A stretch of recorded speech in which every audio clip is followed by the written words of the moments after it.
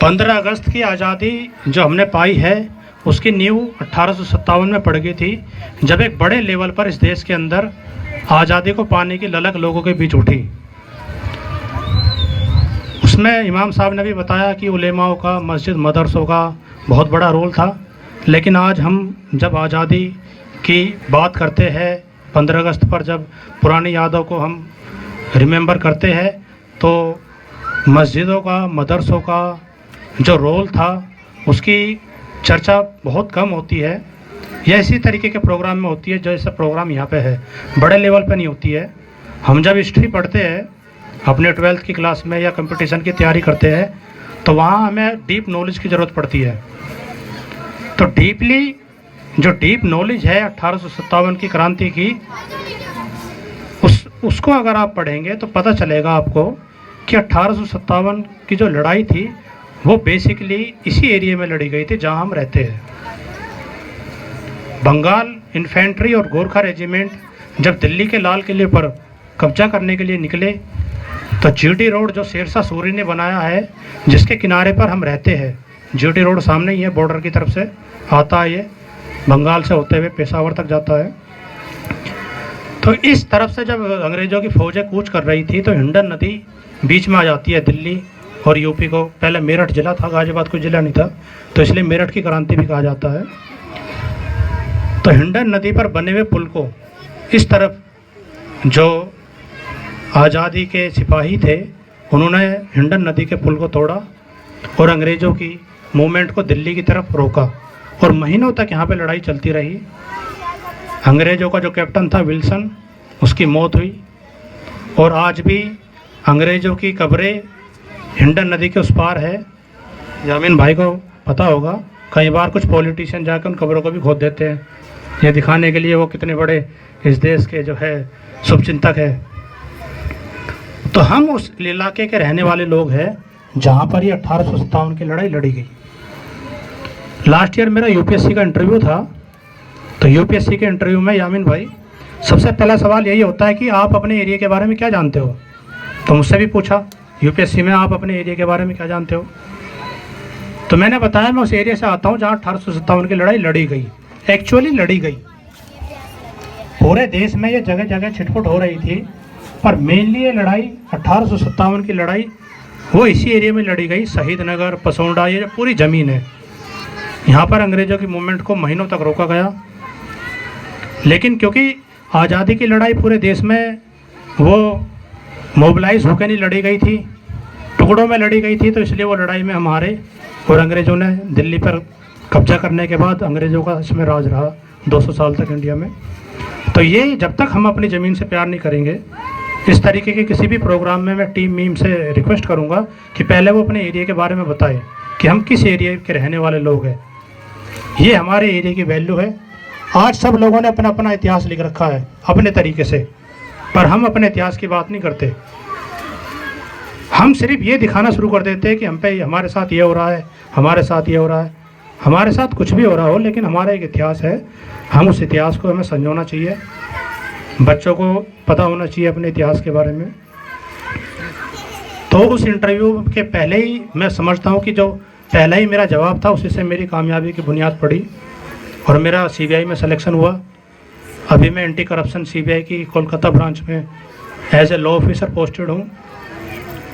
वहाँ पे नौकरी पर रहते हुए ही मैंने ये एग्ज़ाम दिया, और इस एग्ज़ाम में भी मैं पास करने में जो है मुझे कामयाबी मिली, और आगे भी मैंने और एग्ज़ाम भी भर रखे हैं।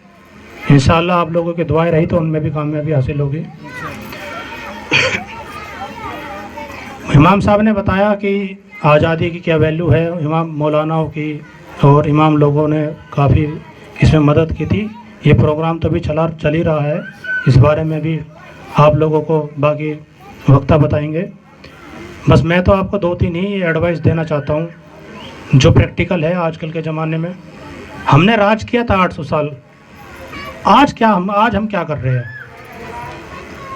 उस 800 साल के हमारे इतिहास को ही हम पे एक बुराई के तौर पर थोपा जाता है, जबकि ऐसा नहीं है। बहुत सारी क्रूतियाँ इस देश में, सती प्रथा थी, जिंदा जला देते थे औरतों को, भेदभाव होता था, इंसान की परछाई छू लेता तो लोगों को नहाना पड़ता था। ये सब चीज़ें उसी दौर में ख़त्म हुई है। बहरहाल आज की ज़रूरत है तालीम। आज हम किन चीज़ों में इन्वॉल्व है? प्रॉपर्टी बनाने में, पैसा बनाने में। अभी जनाब बब्बन साहब ने बताया था मोटरसाइकिल को मॉडिफाई करने में, उसमें वो बुलेट की आवाज़ निकालने में। एक्चुअली बुलेट के अंदर फिर से एक बुलेट स्टार्ट करते ही वो पटाखा सा फूटता है, सोता हुआ बुजुर्ग भी जाग जाए। इल्म से हम जब से दूर हुए हैं तब से हमारा इंडिया ही नहीं पूरी दुनिया में हमारा ग्राफ नीचे गिरता चला गया। जब हम लोगों ने राज किया उस वक्त हमारे पास इल्म था, आज कुछ नहीं है। हमारे अंदर काबिलियत बहुत है लेकिन हम इल्म से दूर है। तालीम को हमने छोड़ दिया। रुपया पैसा प्रॉपर्टी कुछ मायने नहीं रखती। हमारे सीबीआई के ऑफिस में 50-50 हज़ार करोड़ के जो मालिक है वो टूटे हुए स्टूल पे बैठे रहते हैं, पंखा भी नहीं होता, उनकी कोई औकात नहीं है। अंबानी ने पैसा कमाया, अपने दोनों बेटों को देके चला गया, मुकेश अंबानी, अनिल अंबानी। वो भी अपने बाद अपने बेटों को देके चले जाएंगे। पर हमारे फॉर्मर राष्ट्रपति APJ कलाम साहब, उनकी डेथ के बाद क्या मिला? 2 सूटकेस, एक में किताबें, एक में उनके पुराने कपड़े। पर वो मुल्क को क्या देकर गए? परमाणु बम, मिसाइलें। आज किसी दुश्मन की हिम्मत नहीं है हमारी तरफ नज़र उठा कर देख ले। APJ कलाम की इल्म की ही ताकत थी कि इस देश के अंदर आज किसी की भी ये हिम्मत नहीं है कि उनके ऊपर उंगली उठा दे। तो हमें इस तरीके से कामयाबी इल्म की तरफ बढ़ना चाहिए जिससे हमारा इल्म बाकी लोगों के काम आए, मुल्क के काम आए। अभी 10 दिन पहले मुझे पसौंडा में बुलाया गया था। इमाम साहब ने कहा कि ये इस्तकबाल का प्रोग्राम नहीं होना चाहिए था। इस्तकबाल नहीं है, ये एक मैसेज कन्वे करना ज़रूरी है। हमने मस्जिद मदरसों ने हमने क्या कर रखा है कि हमने एक डिस्टेंस बना रखा है। वो डिस्टेंस नहीं होना चाहिए। हमें इस तरीके से एग्ज़ाम की, कंपटीशन की, जो बच्चे उनमें लगे हुए हैं, टीम मीम है, इमाम साहब है, इन्होंने एक स्पेस दिया है बच्चों को पढ़ने के लिए। यहीं से एक कोचिंग भी चलनी चाहिए जो IAS IPS जज पुलिस इनकी भी तैयारी करवाए। हमारे पास बड़े बड़े मस्जिद मदरसे हैं, 2 घंटे के लिए अगर उसमें एक कोचिंग सेंटर भी चलने लगे। हमारे देश में सिर्फ एक ज़कात फाउंडेशन चल रहा है ओखला के अंदर, जहाँ से हर साल 20 से लेकर 25 तक IAS IPS निकलते हैं। जब हमारे हर शहर में इस तरीके से कोचिंग सेंटर चलने लगेंगे तो हमारी गवर्नमेंट में रिप्रेजेंटेशन बढ़ेगी। यही लोग कल को जाके सेक्रेटरी बनते हैं, अपने फेवर में पॉलिसी बनाते हैं। आज ऑर्डर आ जाता है कि मस्जिदों में CCTV, मदरसों में CCTV लगवाओ, देखो ये इंडिपेंडेंस डे बना रहे हैं, नहीं बना रहे हैं। यही लोग ये ऑर्डर पास कर रहे हैं जो IAS IPS होते हैं, जो बाद में गवर्नमेंट तो आती जाती रहती है, मुल्क चलाते हैं ये ब्यूरोक्रेट्स। जब हमारे बीच से निकले वे लोग जाके भी अलग अलग डिपार्टमेंट्स में होंगे तो हमारे फेवर में पॉलिसी बनेगी। हमें एक अलग नज़रिए से आइसोलेट नहीं किया जाएगा। पसौंडा में गया था 10 दिन पहले, तो सबसे बड़ा एरिया का सबसे बड़ा मदरसा है इस वक्त पसौंडा में। तो मैंने सोचा मैं जाके यही बात कन्वे करूँगा कि मस्जिद मदरसों को भी जोड़ना चाहिए। दीनी तालीम तो बहुत ही ज़रूरी है, पर थोड़ी सी ज़रूरी दुनियावी तालीम भी है। लेकिन मेरे कहने से पहले ही मैंने वहाँ देखा कि वहाँ के मौलाना अजद साहब एक कमेटी चला रहे हैं। जैसे आप लोगों की मीम कमेटी है, एक पसौंडा एजुकेशन वेलफेयर कमेटी चल रही है वहाँ पे, जो एक प्रोग्राम मदरसे में ही करती है हर साल अगस्त के महीने में। और जो बच्चे 10th में 12th में अच्छे नंबर लाए हैं उनको प्रोत्साहित करते हैं, उनको आगे कंपटीशन में जाने के लिए तैयार करते हैं। जिनकी फाइनेंशियल हालत ठीक नहीं है उनको 1.5 लाख रुपए तक की वो मदद भी करते हैं। तो मौलाना अजद उस कमेटी से जुड़े हुए हैं और 2 साल पुरानी कमेटी है, उसका रिजल्ट आने लगा है। पिछले साल ही कई बच्चों का MBBS में एडमिशन हुआ, इंजीनियरिंग में एडमिशन हुआ पसौंडा के, जबकि पसौंडा शहीद नगर से भी बैकवर्ड है एजुकेशन के मामले में। और पसौंडा को पहले ये देखा जाता था शहीद नगर क्राइम में आ गया है, पर आज की डेट में पसौंडा क्राइम में आ गया है। पसौंडा की ज़्यादा बुराइयाँ प्रशासन में होती है। पर पिछले 2 साल से अभी इस साल पसौंडा से 5 बच्चे दिल्ली पुलिस में सेलेक्ट हुए हैं। तो हमारे मस्जिद मदरसों के जो इमाम साहब है, मौलाना है, इनको अपने समाज के बच्चों के सर पे हाथ रखना पड़ेगा। इससे 2 फायदे होंगे। एक तो लोगों का दीन की तरफ भी झुकाव बढ़ेगा, मस्जिद मदरसों में वो आएंगे। तो आप कभी कमेटी चला रहे हो, आप इसको थोड़ा सा और एक प्लान बनाइए कि कंपटीशन में जो तैयारी कर रहे हैं उनको कोचिंग देने के लिए मैं भी आऊँगा पढ़ाने के लिए जब मुझे टाइम मिलेगा। आप इनवाइट करिए, कोई मना नहीं करेगा आपको। आप सुप्रीम कोर्ट के जज को भी अगर बुलाएंगे पढ़ाने के लेक्चर के प्रोग्राम में, पॉलिटिकल प्रोग्राम में नहीं, तो वो भी पढ़ाने के लिए आएगा। ज़कात फाउंडेशन दिल्ली में ऐसी ही चल रही है, वहाँ ऐसे ही लोग जो बड़ी बड़ी पोस्ट पर है वो आके पढ़ाते हैं। और हर साल वहाँ से साफ फैसल कश्मीरी गरीब, वो उसने IAS टॉप किया था। कुछ चीज़ें भी दिमाग से निकालने की बहुत ज़रूरत है हमें, जो हमने भ्रम पाल रखे हैं कि मज़हब के नाम पे भेदभाव होता है जॉब्स में। ऐसा नहीं है। अभी 38 बच्चे सेलेक्ट हुए यूपी में हमारे मज़हब के, जिसमें 18 लड़कियां हैं। कश्मीर से पिछले साल अतारा आमिर 2nd रैंक आई थी, आज IAS है राजस्थान में। मज़हब के नाम पे भेदभाव नहीं होता, अमीरी गरीबी से फ़र्क नहीं पड़ता, गरीब भी सिलेक्ट होते हैं, कोई नहीं रोक सकता। अगर आपकी मेहनत है तो, मेरिट है तो।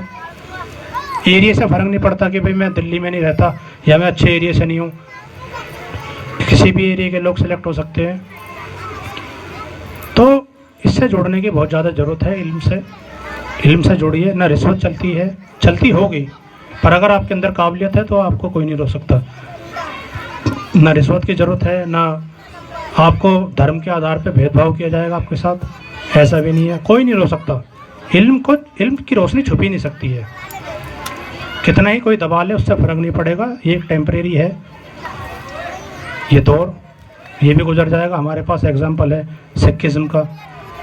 पंजाब के अंदर एक दौर था, बहुत ख़राब दौर था, लेकिन वो दौर से उन्होंने चुपचाप अपने आप को इतना मजबूत किया उभरने के लिए। आज सबसे ज़्यादा आर्मी में सिख लोग होते हैं, IAS IPS मेडिकल लाइन में वो लोग सबसे ज़्यादा इन्वॉल्व है। उनकी हर चीज़ आज जायज़ है। अभी आपने देखा मुखर्जी नगर में एक इंसिडेंट हुआ था पिछले महीने, एक ऑटो ड्राइवर को पुलिस वाले पीट रहे थे। आप वीडियो देखो, वो ऑटो ड्राइवर की ही गलती थी, उसने तलवार मारी थी सर में पुलिस वाले के, पर सस्पेंड भी पुलिस वाले ही हुए, क्योंकि उनके पीछे उनका समाज खड़ा हुआ है पूरा।